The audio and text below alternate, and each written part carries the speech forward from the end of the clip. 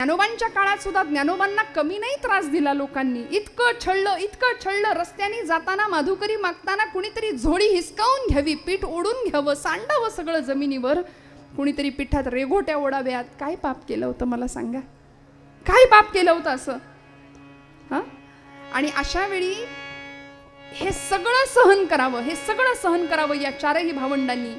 आई वडिलांनी देहांत प्रायश्चित्त घ्यावं. का? मुलांना संन्याशाची पोरं म्हणून हिणवू नाही समाजाने. ब्रह्मचित्काला मुक्ताई निवृत्तीनाथांना सांगते, दादा आई कुठे गेली रे?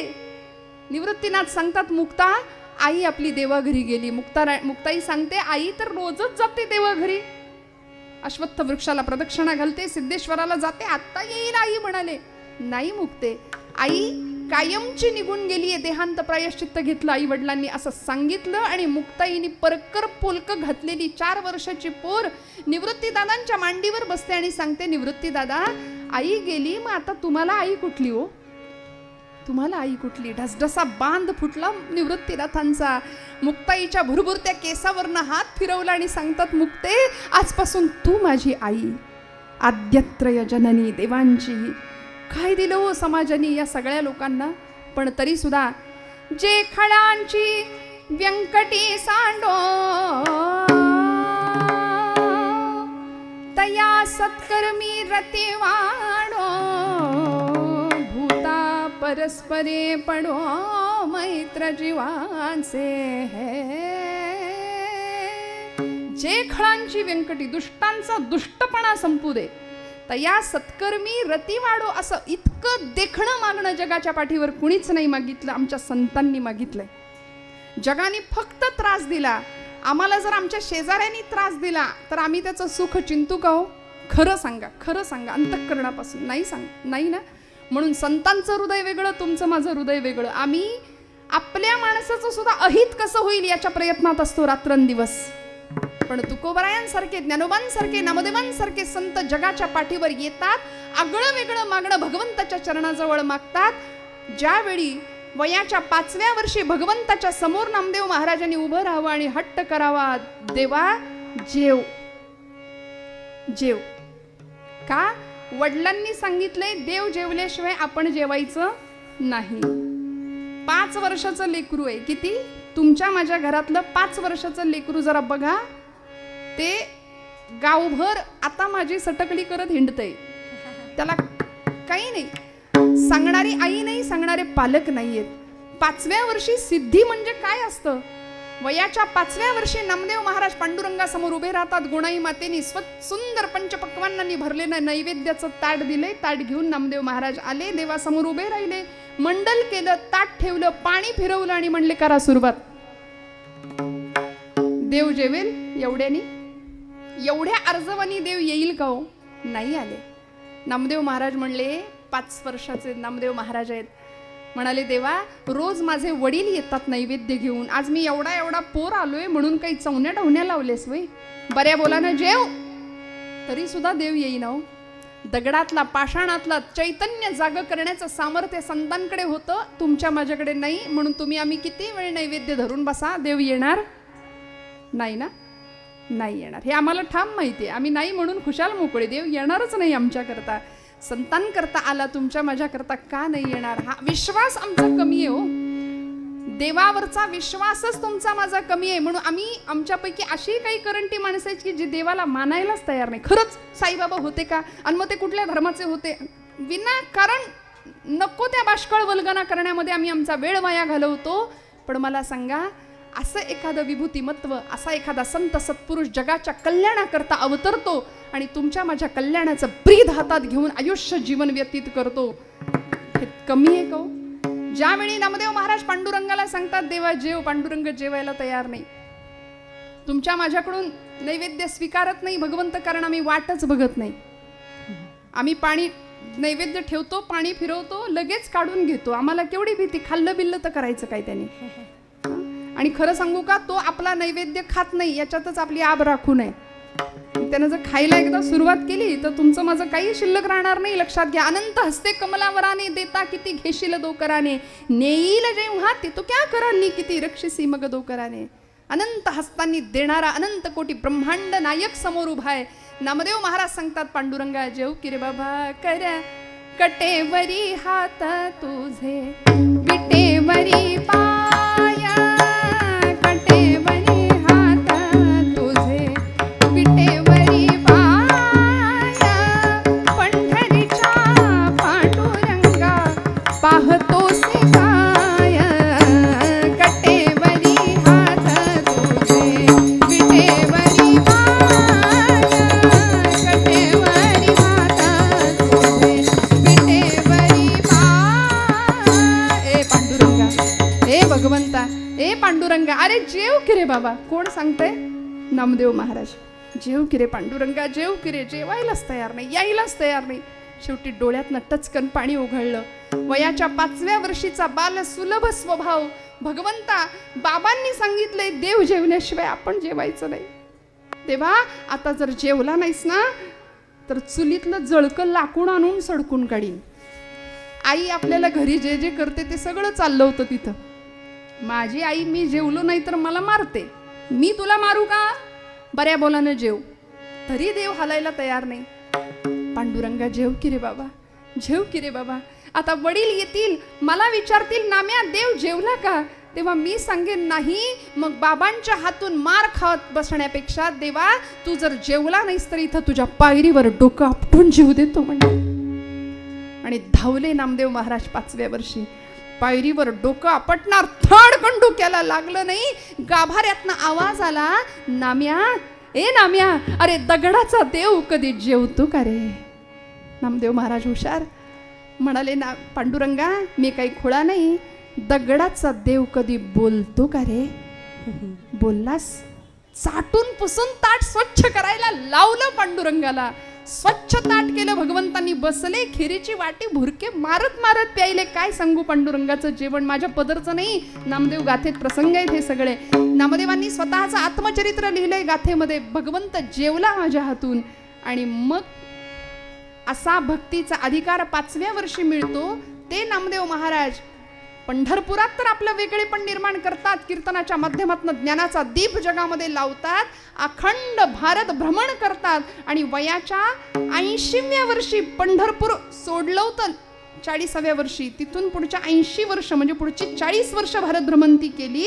आणि 80व्या वर्षी म्हणजे आज सगळ्या संत मंडळीमध्ये भरपूर आयुष्य ज्यांना लाभलंय असे एकमेव संत आहेत संत श्रेष्ठ नामदेव महाराज.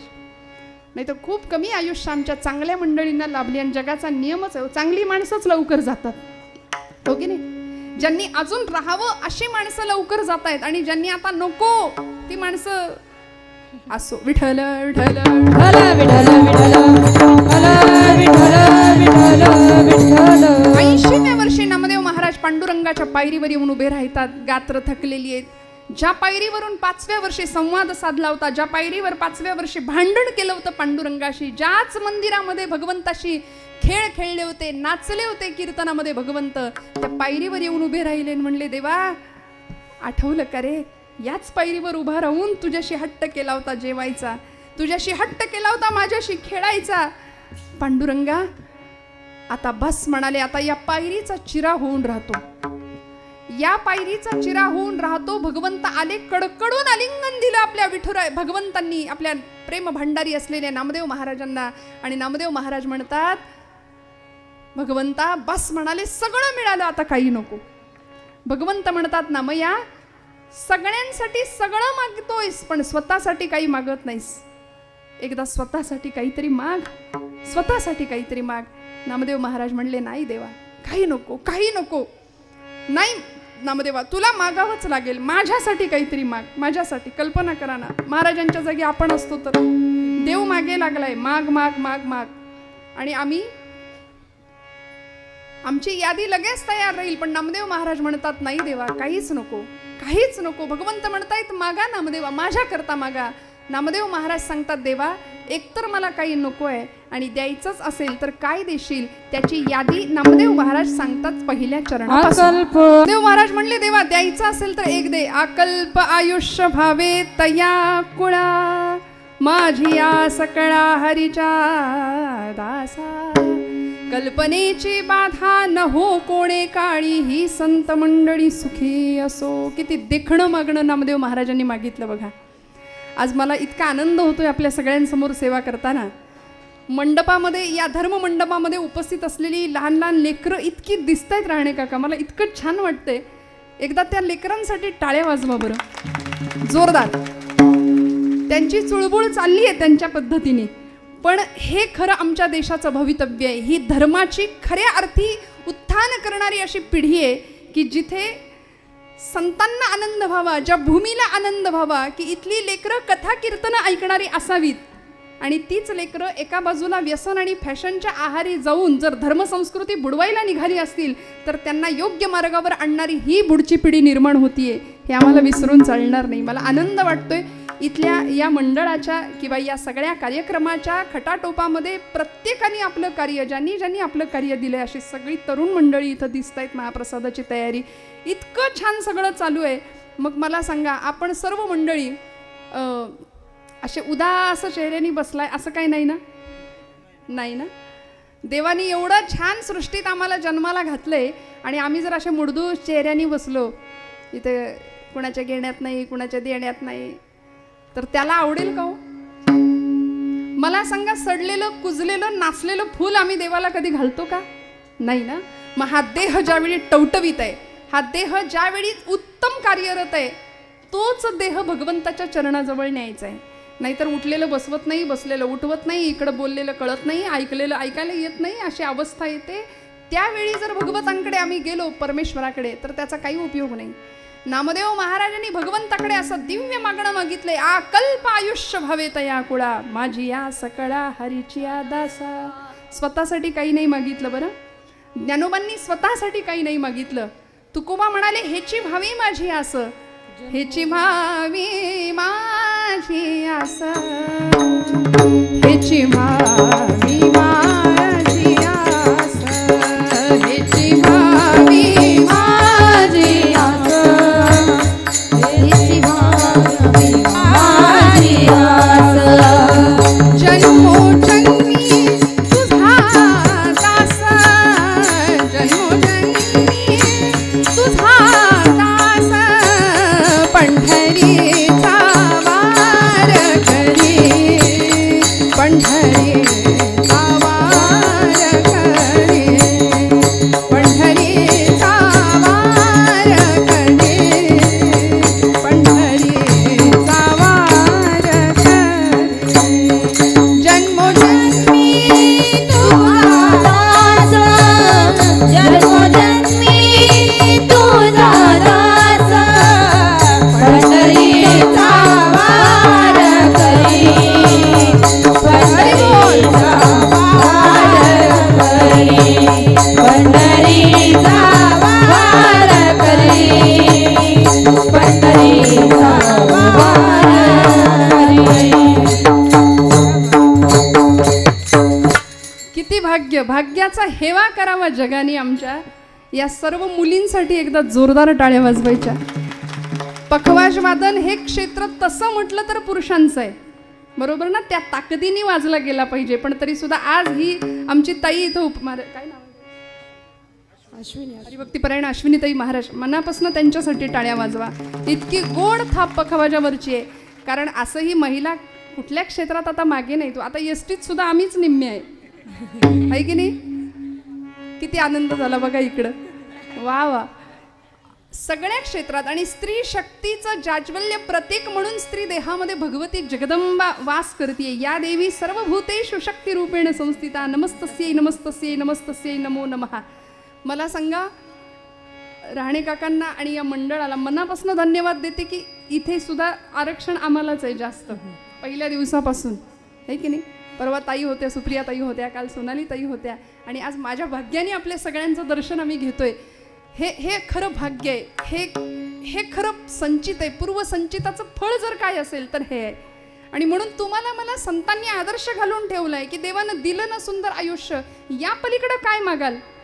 जे वांछिले ते तू दिले. खऱ्या भक्ताची अपेक्षा अशी आहे बरं का. जे वांछिले ते तू दिले,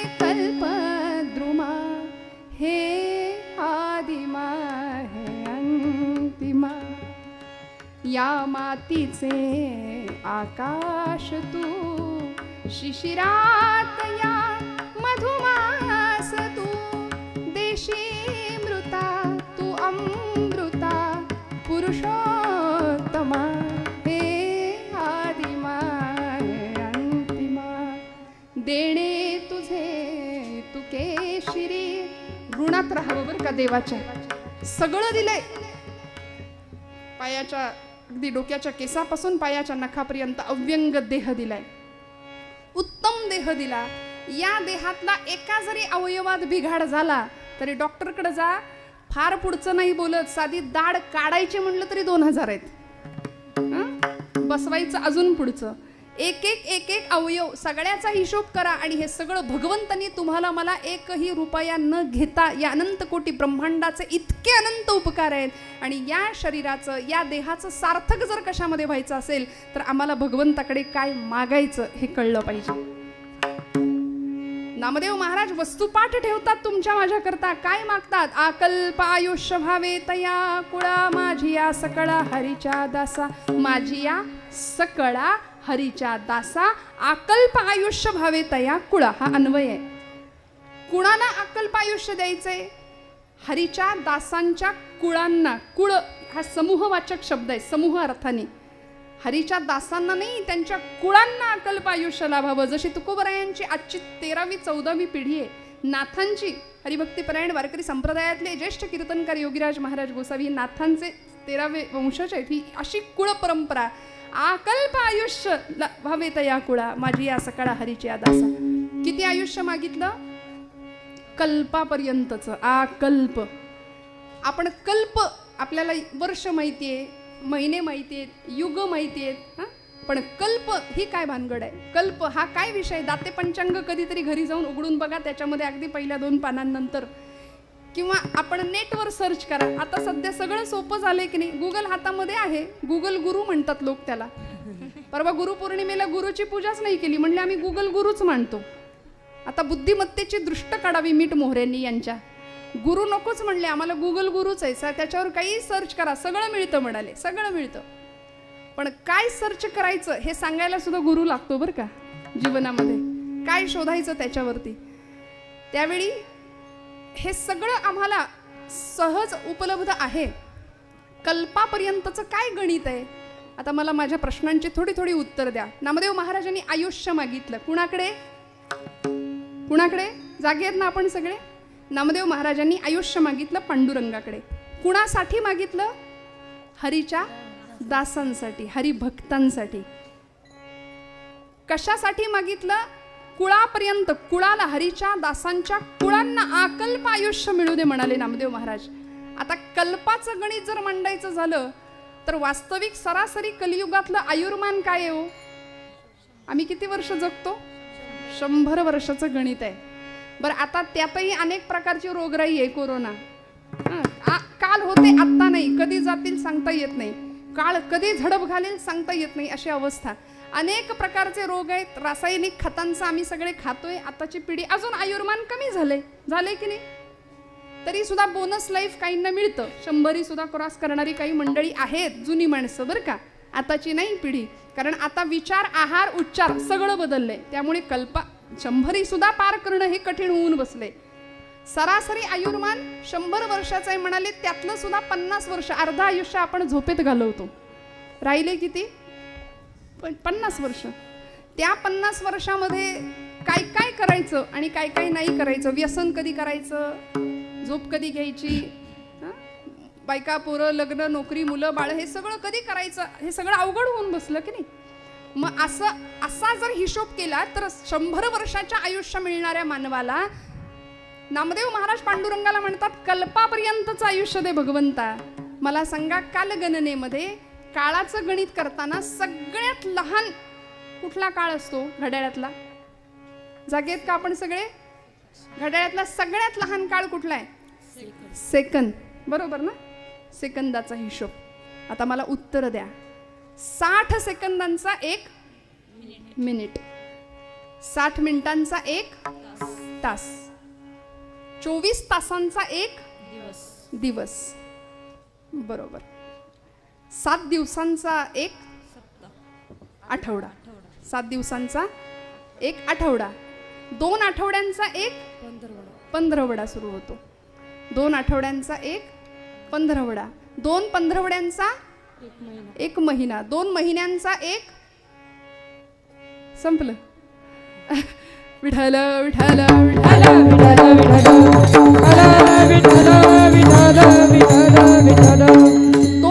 2 महिन्यांचा एक ऋतू असतो, बरोबर. 2 महिन्यांचा एक ऋतू. ऋतू किती आहेत? ऋतू आपल्याकडे किती आहेत श्रोते हो? आपण सगळे जागे आहात? किती? कोण म्हणतंय 3? सावधपणे उत्तर द्या. कोण म्हणतंय 6? 3 जे कोण म्हणतंय ना ते उन्हाळा, हिवाळा, पावसाळा बहुतेक, नाही का? ते मोसम आहेत, ते ऋतू नाही. 6 ऋतू आहेत आपल्याकडे. आता या सगळ्या मुलांना विचारा, त्यांना शाळेत असतं पाठांतराला, आणि नसेल तरी आपण सांगूया आता त्यांना 6 ऋतू कुठले बाबा.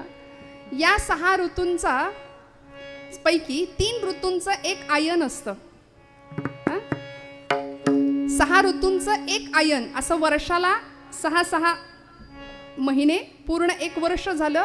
2 आयन, दक्षिणायन आणि उत्तरायण, असं 1 वर्ष झालं. 1 वर्ष. अशी 4,32,000 वर्ष ज्यावेळी होतात तेव्हा एक कलियुगाचं आयुष्य पूर्ण होतं असं सांगितलंय. कलियुग केवढं मोठं? 4,32,000 वर्ष होतात त्यावेळी.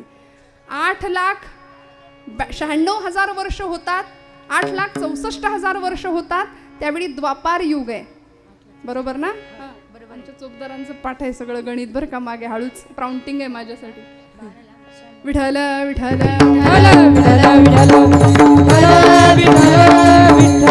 12,96,000 वर्षांचं एक त्रेतायुग आहे, आणि पुढे 17,28,000 वर्षांचं एक कृतयुग, सत्ययुग म्हणतात. आणि या सगळ्या युगांची, या सगळ्या वर्षांची बेरीज करू आपण, त्यावेळी एक महायुग होतं. आणि अशी 1000 महायुग होतात तेव्हा एक कल्प होतं. कॅल्सीवर आता करा गणित.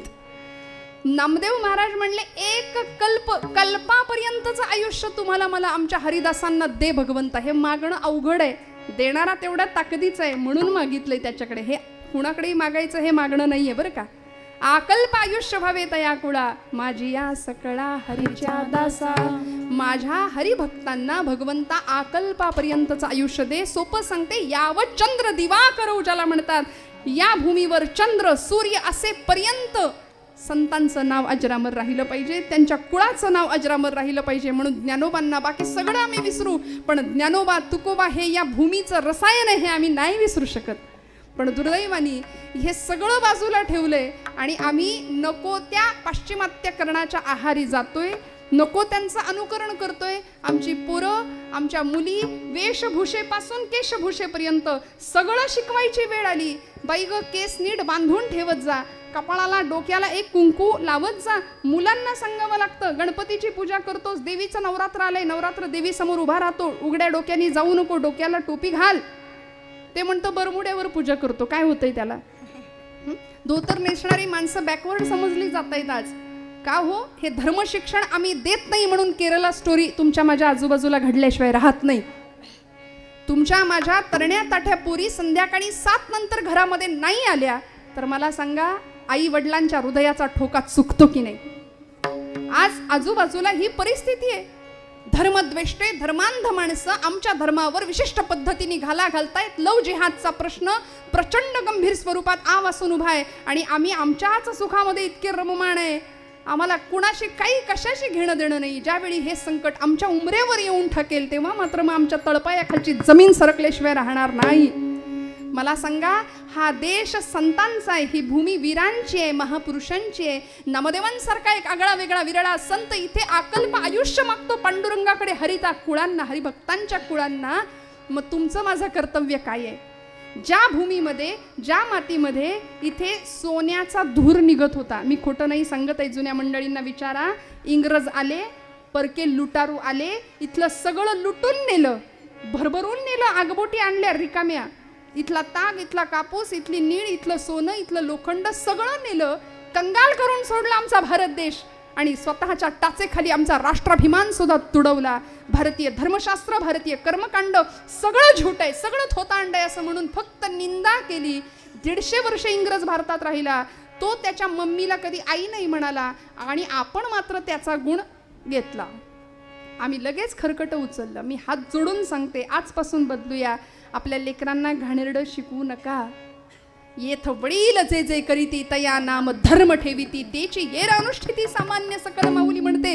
मोठ्या माणसांवर खूप मोठी जबाबदारी आहे. महिला वर्ग, आपलं जर आपल्या पोरीकडे लक्ष नसेल, काय होत असेल देहाचे 35 तुकडे झाल्यानंतर आपण कल्पना नाही करू शकत. वेळीच सावध व्हावं लागेल, वेळीच जागं व्हावं लागेल, कारण आपण निद्रिस्त आहोत. म्हणून संतांना समाजाला जागं करण्याची वेळ आली. गात जागा, गात जागा, प्रेम मागा विठ्ठलासी. आपुलिया हिता जो असे जागता, धन्य माता पिता तयांची. जागणं महत्वाचं आहे. आम्ही निद्रिस्त आहोत त्यामुळे. बरं, आमची पोरं स्वप्न बघायला तयार नाहीत. नको ती स्वप्न बघतो आम्ही, नको ती माणसं स्वप्नात येतात आणि सगळ्या आयुष्याचं नुकसान होऊन बसतं. APJ अब्दुल कलाम म्हणायचे, भारताचे मिसाईल मॅन, स्वप्न बघा, स्वप्न बघा, कारण ती स्वप्न तुम्हाला विचार करायला प्रवृत्त करतात आणि तुमचे विचार तुम्हाला कृती करायला भाग पडतात. आणि अशी स्वप्न जर आमच्या पोरांनी नाही बघितली तर आमच्या मुलांचं भवितव्य एवढंच असतं.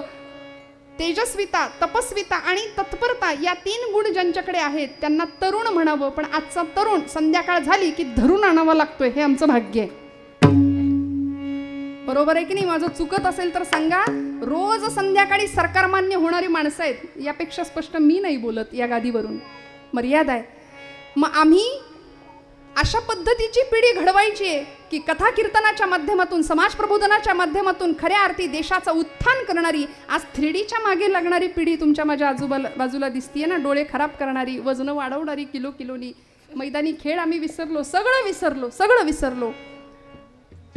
या देशात क्रांती झाली पाहिजे. हातात पत्ते, बसलाय पारावर, आणि या देशात क्रांती झाली पाहिजे. अशा वल्गना आणि बाष्कळ गप्पा बास झाल्या. आता खूप मारणारी लोक पाहिली, पण कृतिशील कार्यकर्ते समोर आले तर असे उत्साह लोकार्पण सोहळे घडतात आणि त्या माध्यमातून अशी ज्ञानाची दिवाळी साजरी होते. म्हणून या मंडळाला शतशः धन्यवाद आहेत की तरुण आबाल वृद्धांसाठी ज्या पद्धतीने समाजात जागरण व्हावं हा उद्देश आहे या मंडळींचा. आणि खरं सांगू का, तुम्ही आम्ही आपापल्या पातळीवर काहीतरी देणं लागतो बरं का अशा कार्यक्रमांना. हे सगळं एका हाताने 2 हातांनी शक्य नाहीये. मला सांगा, भगवान गोपालकृष्णांना गोवर्धन उचलता आला असता की नाही एकट्याला? देव आहे तो, त्याला काय अशक्य होतं? देवाला गोवर्धन पर्वत उचलता आला असता. साईनाथांनी मनात आणलं तर हे सगळं होऊ शकतं. पण भगवंतांनी आदर्श काय घातला? बहुता जनांचे मुखी यश घ्यावे. एकट्याने काही नाही करायचं. भगवंत म्हणले सगळ्यांनी काठ्या लावा. गोकुळामध्ये प्रत्येक जण पुढे आला. प्रत्येकाला वाटत होतं माझ्यामुळेच गोवर्धन उचलला गेलाय, माझाच आधार आहे. प्रत्येकाने काठ्या लावल्या आणि भगवंतांनी मग करांगोळी लावली आहे, तेव्हा गोवर्धन पर्वत उचलला गेला. तसा हा जगन्नाथाचा रथ जर पुढे जायचा असेल तर प्रत्येकाने आपलं तन, मन आणि धन या समर्पणाने इथं आलं पाहिजे बरं का. म्हणून मी एक आव्हान करते या निमित्ताने आपल्या सगळ्यांना की ज्यांना ज्यांना जितकं देणं शक्य आहे, तन मन धन यापैकी काहीही, काही शारीरिक सेवा करतील, काही अर्चन भक्ती करतील, काही आर्थिक स्वरूपात मदत करतील, पण आपलं कर्तव्य श्रोते हो या धर्मकार्यामध्ये तुमचा आमचा खारीचा वाटा असलाच पाहिजे. या भावनेने तुमचं आमचं अध्यात्म पुढे सरकलं पाहिजे. नामदेव महाराज म्हणतात, हरीच्या कुळांना, हरीच्या दासांना अकल्प आयुष्य मिळू दे. आणि दास दास दास म्हणजे काय हो? दास ही अवस्था आहे, दास ही भूमिका आहे, दास ही काही पदवी नाही आहे कुणाला दिलेली. संतांना कधी किताब नाही मिळाले, पदव्या नाही मिळाल्या, नोबेल प्राइज नाही, कधीच नाही मिळाले. ते फक्त निंदा, अपमान, छळ, अनन्वित अत्याचार सगळं सहन केलं. आणि ते गेल्यानंतर मग दिंड्या निघाल्या, ज्ञानोबांच्या, तुकोबांच्या. आता दिंड्या निघतात, सोहळे निघतात. होते तोपर्यंत भरपूर छळलं. त्यामुळे दास ही पदवी नाहीये, दास ही अवस्था आहे. मन, बुद्धी, ज्ञानेंद्रिय, कर्मेंद्रिय या सर्वांच्या सहित भगवंता मी तुला समर्पित आहे असा समर्पणाचा भाव ज्याच्याकडे असतो त्याला दास म्हणतात, जो आमच्या मारुतीरायांकडे होता. मारुतीरायांनी रामांना आपलं सर्वस्व अर्पण केलं होतं श्रोते हो. काय दिलं होतं. म्हणून प्रसादासाठी ज्यावेळी मारुतीराय उभे राहतात की नाही, त्यावेळी सगळ्यांना सगळं मिळालं. मारुतीराय म्हणतात, रामा तुमच्या पायाखालची एखादी चुरगळलेल्या फुलाची पाकळी जरी तुम्ही मला दिली तरी मला चालेल. म्हणाले, भगवंता मला प्रसाद द्या. आपल्याला प्रसंग माहिती आहे, मारुतीरायांना प्रसाद रामांनी नाही दिला. ज्या क्षणाला सीतामाईंच्या लक्षात आलं, म्हणाले, मारुते इकडे ये. मारुतीराय एवढे आनंदित झाले, म्हणाले, बाप विसरला पण आई नाही विसरली माझी. टोन टोन टोन उड्या मारत पार्टीच बदलली हो, पक्षच बदलले. इकडे बसले, आता आईकडे बसले आणि आईने डोक्यावरनं हात फिरवला. म्हणले, मारुते किती कष्टलास, किती श्रमलास आमच्या करता. तू नसतास तर रामायण घडलं नसतं, तू नसता तर रावणवध झाला नसता, तू नसता तर लंका दहन झालं नसतं, तू नसता तर प्रभूंची मुद्रिका माझ्यापर्यंत पोहोचली नसती, तू नसता तर अहिरावण महिरावणाच्या तावडीतनं आम्हाला सोडवलं नसतं, तू नसता तर द्रोणागिरी आणलाच नसता कोणी. अख्खं मेडिकल स्टोअरच उचलून आणलं होतं द्रोणागिरी.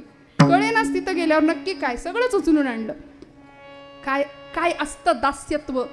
अशा दासांच्या कुळांना नामदेव महाराज आयुष्य मागतायत, अकल्प आयुष्य, चिरंजीव करा भगवंत असं सांगतायत. आणि ज्यावेळी सीतामाईंनी कंठा दिला गळ्यातला, आनंद झाला, बाहेर जाऊन ते फोडून टाकलं, आले परत. रामांनी काय करावं, मारुते ज्यावेळी छाती विदीर्ण करून दाखवली समाजाला, सगळ्या सृष्टीला, की या हृदयामध्ये फक्त भगवंत आहे, फक्त भगवंताचा अधिष्ठान आहे, या हृदयामध्ये मी रामो असता सर्व सुखांचा आरामो, परिभ्रांतासी कामू विषयांवरी. आम्ही भ्रांतचित्त आहोत, विषयांच्या मागे लागलो म्हणून आम्हाला देव आतमध्ये दिसतच नाही. मारुतीरायांना तो दिसला. भगवंतांनी काय केलं, भगवंत काय देतो बघा. रामप्रभू सिंहासनावरून उठले, राज्याभिषेक झालेला आहे भगवंतांचा, पोझिशनचा विचार नाही केला. याला म्हणायचं राजा. खुर्ची सोडली हो, उठले आणि धावत गेले मारुतीरायांना. म्हणाले, मारुते तुला द्यायला माझ्याकडे दुसरं काहीच नाही. म्हणले, काय देऊ तुला मी, तुला द्यायला माझ्या या हृदया व्यतिरिक्त मी तुला मारुते काही देऊ शकत नाही. मारुते मी तुला मलाच देऊन टाकतो म्हणाले आणि कडकडून मिठी मारली. मी स्वतःला तुला देतो. देव या पातळीवर येऊन भक्तासाठी करायला, तुका म्हणे त्याचा देव सर्व भर चालवी कामार होऊन या गडी व्हायला तयार आहे. कडकडून मिठी मारावी. आणि मारुतीरायांना सांगतात, सांग तू कोण आहे. मारुतीराय म्हणतात, देहबुद्ध्या तू दासोहम, आत्मबुद्ध्या देहबुद्ध्या तू दासोहम, जीवबुद्ध्या त्वदंशकः. जीव पातळीवर जर तुम्ही मला विचाराल तर मी तुमचा अंश आहे. आणि आत्मबुद्ध्या त्वमेव अहम इति मे निश्चिता मतिः. आत्मपातळीवर तुम्ही आणि मी एकच आहे, असा ऐक्यत्वाचा अद्वैताचा अनुभव भगवंत देतात. नामदेव महाराज सांगतात, देवा अशा भक्तांना आयुष्य तर देच, पण अजून सांगतो बरं का. भगवंत म्हणले, बास एवढंच का, आता माग म्हणालास ना, आता ऐक माझं मागणं पुढचं काय. अभंगाचं दुसरं चरण. कल्पनेची बाधा न हो कवने काळे, कल्पनेची बाधा न हो कवने काळे, कल्पनेची बाधा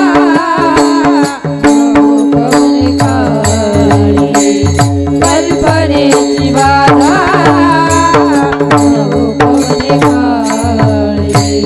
कल्पनेची बाधा न हो कवने काळे, कल्पनेची बाधा न हो कवने काळे,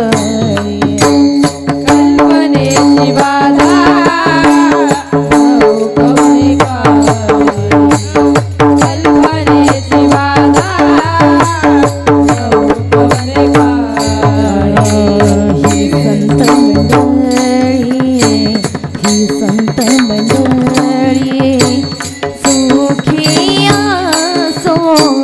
कल्पनेची बाधा न हो कवने काळे, कल्पनेची बाधा न हो कवने काळे, कल्पनेची बाधा न हो कवने काळे, कल्पनेची बाधा न हो कवने काळे,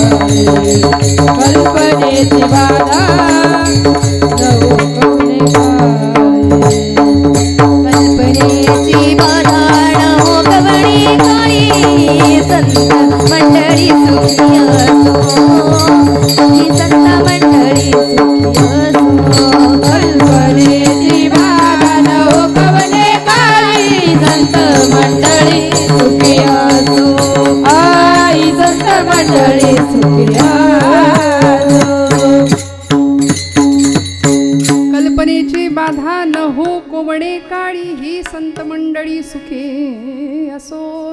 महाराज म्हणले माझ्या भक्तांना, भगवंता तुझ्या हरिदासांना कल्पनेची बाधा नाही झाली पाहिजे. कारण माणूस स्वभाव गुणधर्मानुसार कल्पना विश्वात फार रमतो. म्हणाले मी असं करीन, तसं करीन, याऊ करीन, त्याऊ करीन. हे नुसतं बोलाची कडी आणि बोलाचा आपल्याकडे म्हण आहे बघा.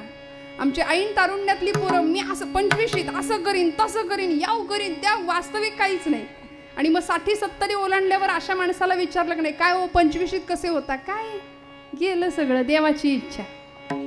त्यावेळी मात्र मी असं करीन, तसं करीन, अशी कल्पना विश्व रमवणारी तरुणाई किंवा अशी पिढी, अशी मंडळी नाथांना दिसतात, नामदेवांना दिसतात. आणि नामदेव महाराज म्हणतात की माझ्या भक्ताला कल्पनेची बाधा, कल्पनेचा, संशय पिशाच्याचा संसर्ग माझ्या भक्ताला नाही झाला पाहिजे. कारण भगवद्गीतेत भगवंत म्हणतात संशयात्मा विनश्यती.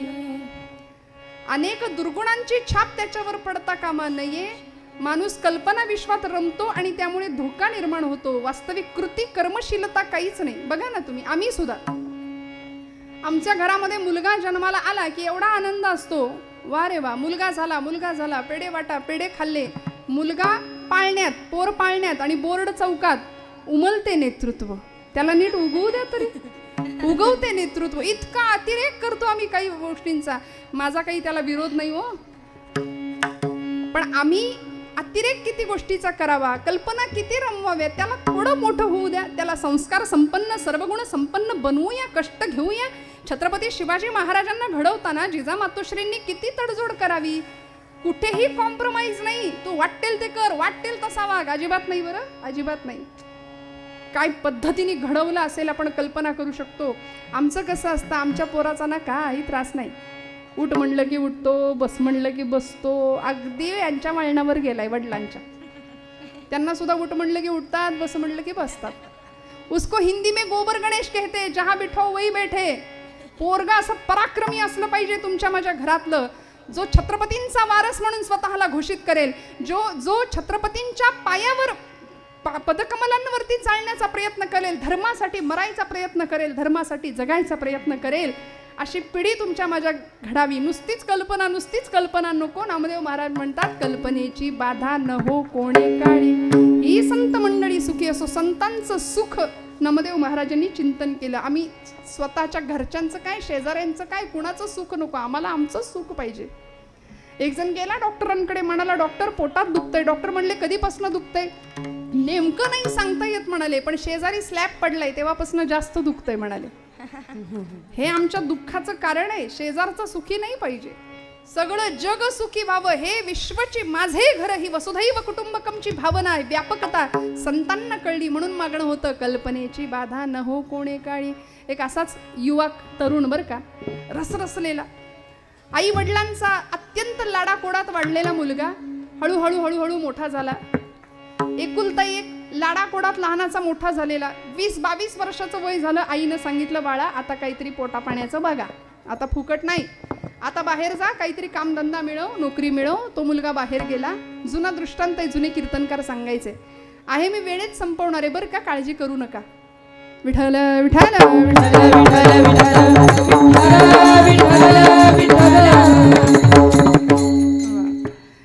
आणि तो ज्यावेळी बाहेर पडला, आईनं सांगितलं होतं नोकरी मिळव, तो बाहेर गेला. चालता चालता चालता मनात विचार, याला कल्पना विश्वात रमायची फार सवय. अशी पोरं असतात बघा, प्रयत्न कमी आणि स्वप्न कल्पना जास्त, फुकटच्या पोकळ गप्पा जास्त मारणारी पिढी आहे बरं का आजूबाजूला आमच्या. तो मुलगा बाहेर गेला, त्यांनी एक पाटी बघितली, जुना दृष्टांत, एक बोर्ड बघितला, त्याच्यावर लिहिलं होतं हुशार, प्रामाणिक आणि कष्टाळू नोकर पाहिजे. बरोबर. तो म्हणला मी हुशार आहे, मी प्रामाणिक आहे, मी कष्टाळू आहे, मला लगेच नोकरी मिळालीच पाहिजे. ती पाटी एका गवळ्याची होती. त्या गवळ्यापर्यंत तो गेला आणि त्याला विचारलं मला नोकरी द्या. म्हणाले तुमच्या अटी मला मान्य आहे, मी प्रामाणिक आहे, मी हुशार आहे, मी कष्टाळू आहे. तो गवळी म्हणला याची बडबड ऐकून याला आपण मार्केटिंगला पाठवूया. म्हणून एक दह्याने भरलेलं मडकं होतं आणि पूर्वीच्या काळी मडक्यातनं दही विकायचे गावोगावी घराघरात जाऊन. ते मडकं म्हणले उचल दह्याचं, घे डोक्यावर आणि जा दही विकून ये, तुझी नोकरी पक्की, तुझा पगार फिक्स, आता मिळणार तुला पैसे. याला इतका आनंद झाला, म्हटलं आजच बाहेर पडलो, नोकरी मिळाली, वा वा वा, आता पैसा मिळेल, मग त्या पैशाचं मी करू काय. म्हटलं एक म्हैसच विकत घेतो, आता एक म्हैस विकत घेऊया. हळूहळू हळू दूध दुभतं वाढलं, गाई गुरं वाढली, गोठा बांधावा लागला. त्या गोठ्यामध्ये मालकालाच कामाला ठेवलं. बरं का, याचा विचार चालू आहे.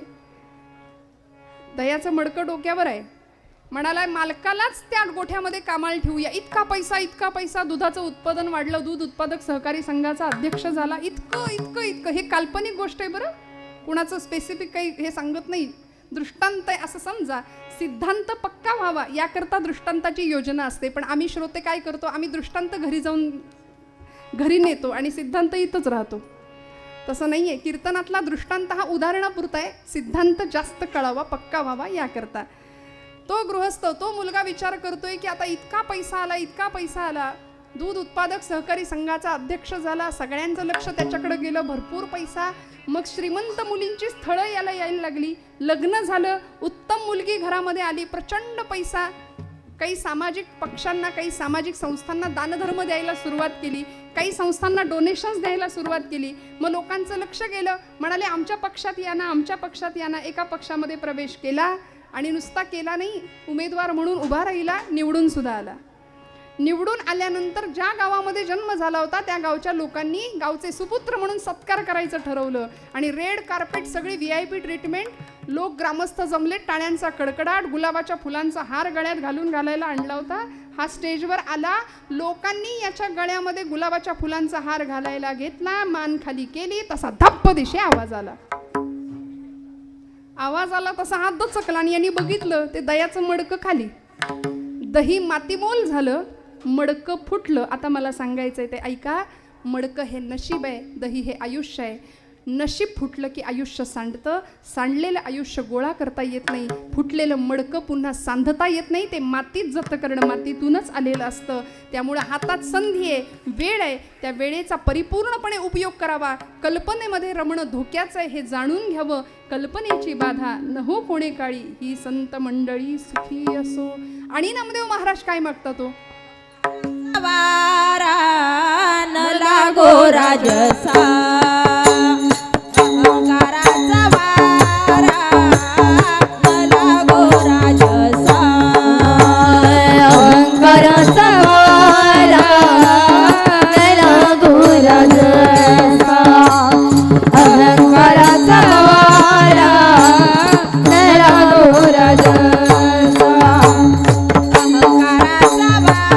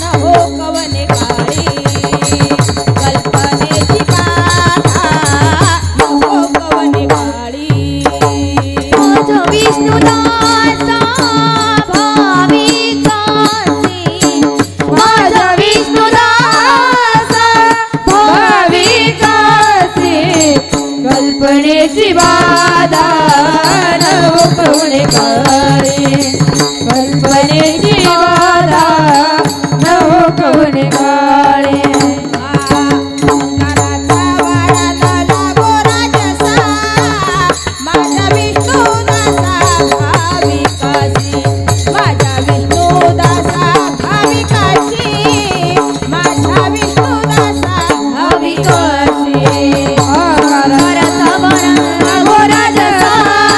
माझा विष्णुदासा भाविकासी, माझा विष्णुदासा भाविकासी, माझा विष्णुदासा भाविकासी. अहंकाराचा वारा न लागो राजसा, माझ्या विष्णुदासा भाविकासी. आचार्य जगद्गुरु आद्य शंकराचार्य म्हणाले की अवस्था कशी असली पाहिजे जीवाची, भक्ताची, न मे द्वेष रागो, न मे लोभ मोहो, मदो नैव मे नैव मात्सर्य भावो, न धर्मो न अर्थो न कामो न मोक्षो चिदानंदरूप शिवोऽहं शिवोऽहं अहं निर्विकल्पो निराकार रूपो विभुर्व्याप्य सर्वत्र सर्वेंद्रियाणि सदा मे समत्वम. अशी समत्व बुद्धी तुमच्या माझ्याकडे असली पाहिजे. माऊलींचे आवडते शब्द आहे सर्वत्र सदा आणि सम. या उपाधी माझी गुप्त चैतन्य असे सर्वत्र ते तत्वज्ञ संत स्वीकारिती. असं चैतन्य तुमच्या माझ्यापर्यंत यावं असं वाटत असेल तर आम्हाला अहंकार या एका गुणाला बाजूला ठेवावं लागेल.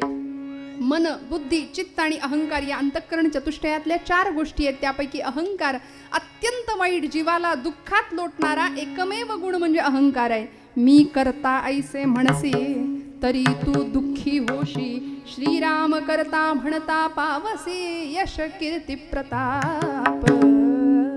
माऊली म्हणते नवल अहंकाराची गोठी विशेषे नलगे अज्ञाना पाठी, सज्ञानाचे झोंबे कंठी नाना संकटे नाचवी. बघा तुम्ही, अज्ञानी माणसाला अहंकार होत नाही. अहंकार कुणाला होतो? ज्ञानी माणसाला. जेणे मक्षिका भक्षिली जाणीवेची तया भोजनाची रुची प्राप्त कैची, अहं भाव ज्या मानसीचा विरेना तया ज्ञान हे अन्न पोटी जिरेना. पंचपक्वान्न खाताना एखादी शेजारच्या माणसानं नुसतं सांगितलं आत्ता घासाबरोबर एक माशी गेली पोटात, सगळं भडबडून येईल बाहेर, आहे की नाही? तसं ज्ञानी माणसाला अहंकार झाला की त्या ज्ञानाचा काही उपयोग नाही, काही नाही, सगळं बाष्कळ व्यर्थ आहे. त्या पद्धतीने हा अहंकार ज्ञानी माणसाला होण्याची जास्त शक्यता आहे. नामदेव महाराज म्हणतात हा मी माणसाचं फार नुकसान करतो. त्रैलोकी धनवंत मी, आम्ही किती मी करतो. विद्याब्धी मी, वीर मी, नाता मी, दाता मी, नरनाथ मी, विबुध मी, सर्वज्ञ मी, शूर मी, भोक्ता मीच, सुजान मी, सुजन मी, स्वानंद मी, श्रेष्ठ मी. अरे हो हो हो, किती मी. पण मी हे चिकळे परंतु न कळे कोठील मी कोण मी कोण, मी कुठून आलो, मला कुठं जायचंय हे कळायला अहंकार सोडावा लागेल. भगवत पूज्य जगद्गुरु शंकराचार्य म्हणतात कोहम कथमिदम जातम को वै कर्तास्य विद्यती. कोहम, मी कोण आहे, कधी विचार केला का? मी इथे जन्माला का आलो, या मीचा शोध घ्यायचा असेल, वेदांताच्या भाषेमध्ये त्याला कूटस्थ चैतन्य म्हणतात. जो आतमध्ये असला आहे ना तो मी, त्याला प्राणशक्ती म्हणतात, त्याला चैतन्य शक्ती म्हणतात. तो भगवंत आहे, तो आहे म्हणून सगळं चाललंय. तो जर निघून गेला तर माणसं म्हणतात उचला आता, आणि घरासमोर गर्दी होते. तो आहे आतमध्ये, त्याला ओळखणं म्हणजे मीचा बोध घेणं. नाहीतर आम्ही देहाला मी मी मी मी इतकं करतो की हा मी आम्हाला दुःखात लोटल्याशिवाय राहत नाही, भ्रम निर्माण केल्याशिवाय राहत नाही. कशाला व्यर्थ गोष्टींचा अहंकार करायचा, कशाला नको त्या गोष्टींची चिंता करायची.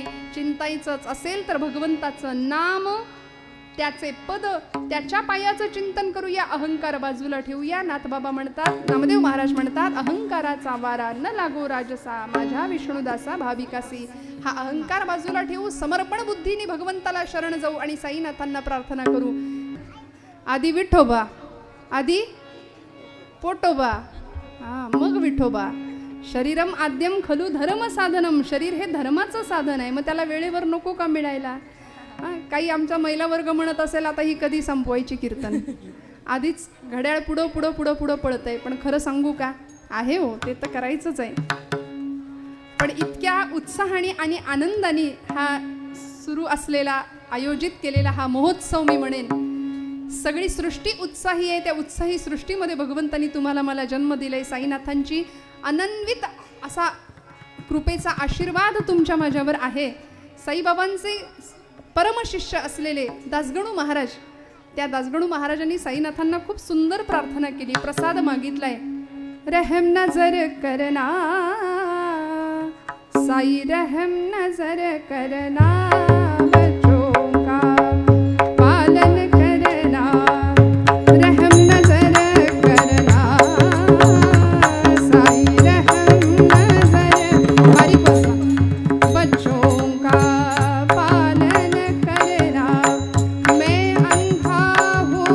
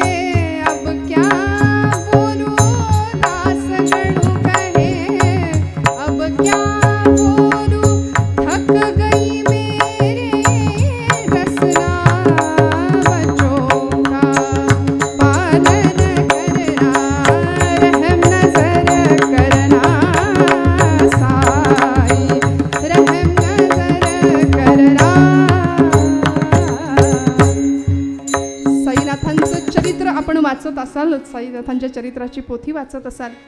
मला असं वाटतं साईबाबांकडे दासगणूंनी मागितलेलं मागणं आहे, रहम नजर करना बच्चों का पालन करना, मैं अंधा हूँ बंदा तेरा.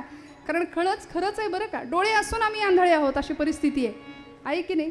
जगाकडे डोळसपणे बघायला संतांनी शिकवलं. वास्तववादाचा रोकडा स्पर्श संतांच्या आयुष्याला होता, तो तुम्हाला मला मिळावा. डोळस दृष्टीने समाजाकडे बघावं आणि परमार्थाचा अर्थ कळायचा असेल. आम्हाला अर्थाचा परमार्थ लवकर कळतो, पण परमार्थाचा अर्थ कळायचा असेल तर खऱ्या अर्थी समर्पण भावनेनी, समर्पण बुद्धीनी इथं येणं अपेक्षित आहे. इथे आपला वाटा देणं अपेक्षित आहे. जशी ती खार छोटी होती, पण समुद्र सेतुबंधनाच्या कामामध्ये तिने आपला वाटा उचलला, तिने ते काम पूर्णत्वाला नेलं. प्रभूंची पूर्ण कृपा झाली. तुमच्या माझ्यावर भगवंतांची कृपा व्हावी असं वाटत असेल तर या समाजामध्ये आमच्या संतांनी, सत्पुरुषांनी, महंतांनी देव देश धर्माचं काम हातामध्ये घेतलं. ते मी म्हटलं होतं 3Dचा मागे लागलेला आपला समाज, आपली तरुणाई आणि त्यावेळच्या तरुणांची, त्यावेळच्या महापुरुषांची 3D म्हणजे एकच होती, देव देश आणि धर्म. हे तत्वज्ञान होतं जीवनाचं. त्यामुळे महापुरुषांपासून संतांपर्यंत, संत महंतांपर्यंत, पुराणातल्या देवदेवतांपर्यंत अनेकांनी आमच्या कल्याणाचंच चिंतन केलं. भगवान प्रभू साईनाथ तुमच्या माझ्याकरता इथे आलेले आहेत. त्यांची पूर्ण कृपा व्हायची असेल तर आम्हालाही त्यांच्याकडे मागणंच मागावं लागेल. अहंकाराचा वारा न लागो राजसा, माझी या विष्णुदासा भाविकासी. आणि जगाचं कल्याण चिंतणाऱ्या अनेक सत्पुरुषांची कृपा तुम्हाला मला लाभावी या एका उद्देशाने नामदेव महाराज सुद्धा सांगतात, भगवंता आता काय देशील रे. ज्याच्या ज्याच्या मुखामध्ये भगवंताचं नाम आहे त्या प्रत्येकाचं कल्याण कर भगवंता. अभंगाचं नामने तया असावे कल्याण,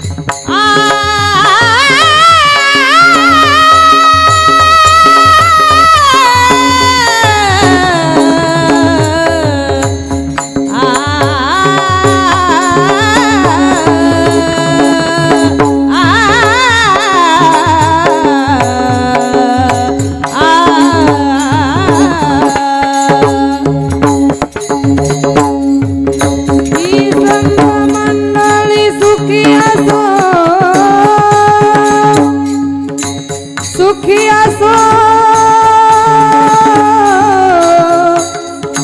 सुखी असो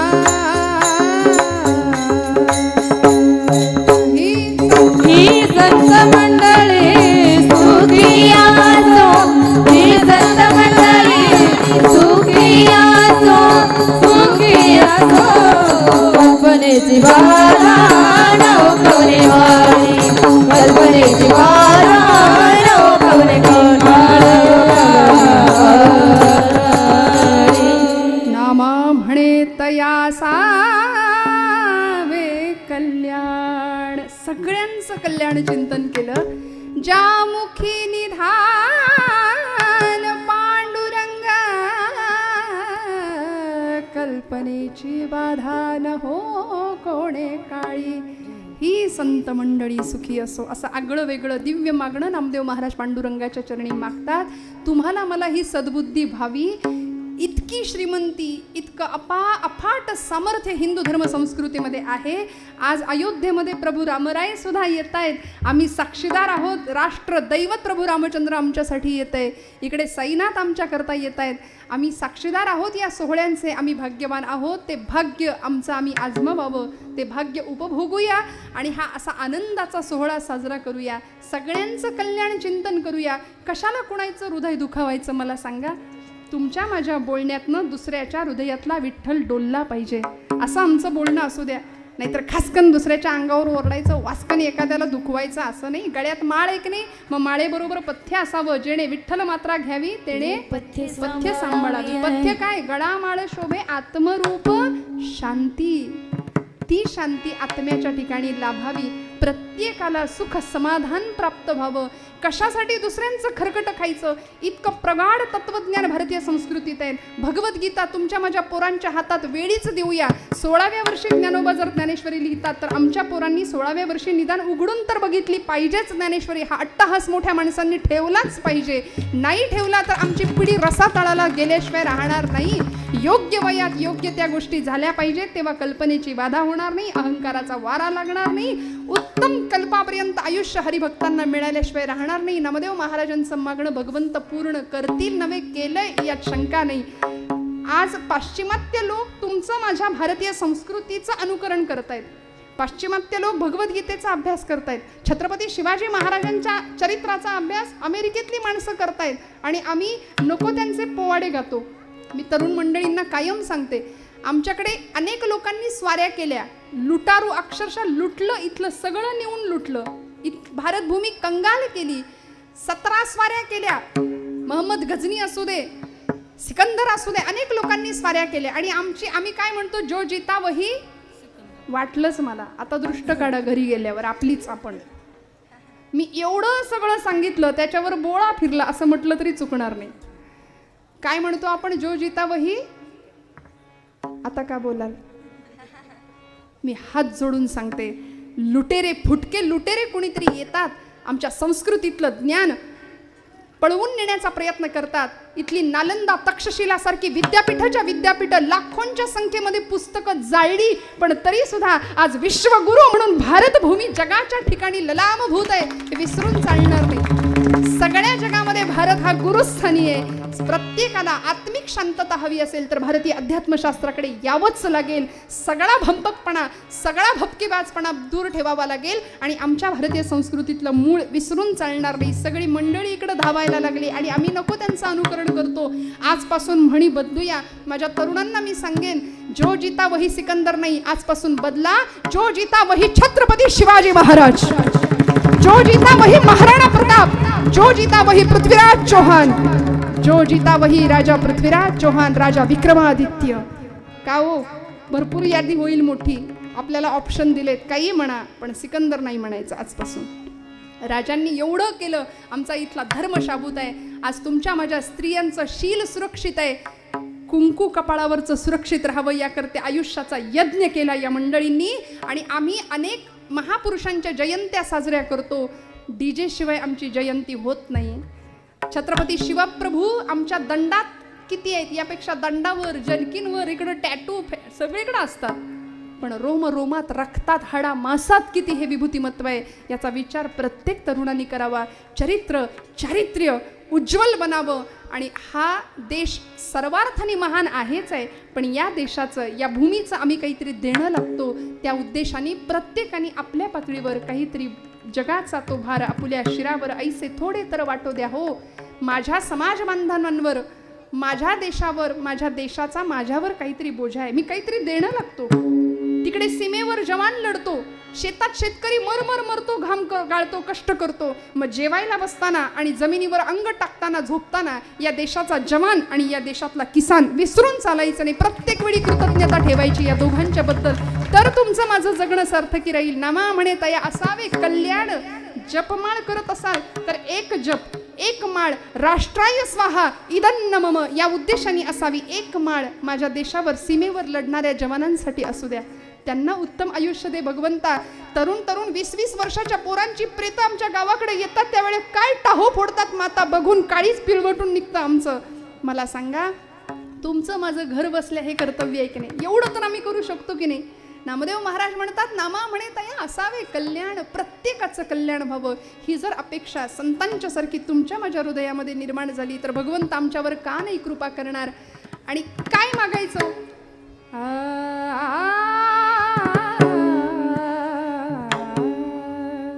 गोव्यातले कवी आहेत बाभ बोरकर. जसं नामदेवांचं पसायदान, जसं ज्ञानोबांचं पसायदान, ते पसायदानच म्हणून, नाट्यगीत म्हणून ज्याला दर्जा मिळाला, असं एक बाभ बोरकरांचं फार सुंदर साहित्य आहे. सर्वात्मका सर्वेश्वरा, सर्वात्मका सर्वेश्वरा, गंगाधरा शिवा शंकरा, गंगाधरा शिवा सुंदरा, जे जे जगी जगते तया माझे म्हणा करुणा करा. सर्वात्मका सरती ती ना धी ना धी, सर्वात्मका सर्वेश्वरा, सर्वेश्वरा. झालेली सेवा भगवंत चरणावर अर्पण करते. बोलत असताना काही वेडवाकडं गेलं असेल तर मोठ्या अंतःकरणाने क्षमा करा. आज जागराचा दिवस आहे, महाप्रसाद आहे, त्यामुळे घड्याळ आधीच पुढं गेलं होतं, माझ्याकडून अजून पुढे पळत गेलं. ते काय करू, ते घड्याळ थांबतच नाही. मी तर काही थांबवू शकले नाही, घड्याळ बरंच पुढं गेलंय. आपल्या सगळ्यांना इतका वेळ मी बसवून ठेवलं, पण आपण सुद्धा शांतपणे अत्यंत सुंदर पद्धतीने मला साथ दिली. मनापासून प्रत्येकाच्या हृदयस्थ परमात्म्याला नमस्कार करते. आमचे परम आदरणीय रहाणे काका, मनापासून त्यांना नमस्कार करते की त्यांचे प्रयत्न, त्यांना साथ देणारी सर्व मंडळी, सगळ्यांच्या ऋणात राहण्याचा प्रयत्न करते. आदरणीय मंडलिक महाराजांना नमस्कार. सर्व गायक, वादक, साथीदार, विणेकरी, भालदार, चौकदार, सर्व टाळकरी, आमची ही मंडळी, मुलं, सगळ्यांना मनापासून नमस्कार करते. आणि परब्रह्म स्वरूपातले आपण सर्व श्रोते, कीर्तनामध्ये नादब्रह्म, स्वरब्रह्म आणि शब्दब्रह्म यांचा त्रिवेणी संगम होतो तेव्हा परब्रह्म साकार होतं असं म्हणतात. त्यामुळे आपण परब्रह्म स्वरूपात असलेले श्रोते, तुम्ही महेशाची या मूर्ती, मी दुबळा अर्चितसे भक्ती, या न्यायाने आपण परब्रह्म स्वरूप असलेले श्रोतृवर्ग मनापासून सगळ्यांच्या हृदयस्थ पांडुरंगाला प्रार्थना करते, विनंती करते, नमस्कार करते, कृत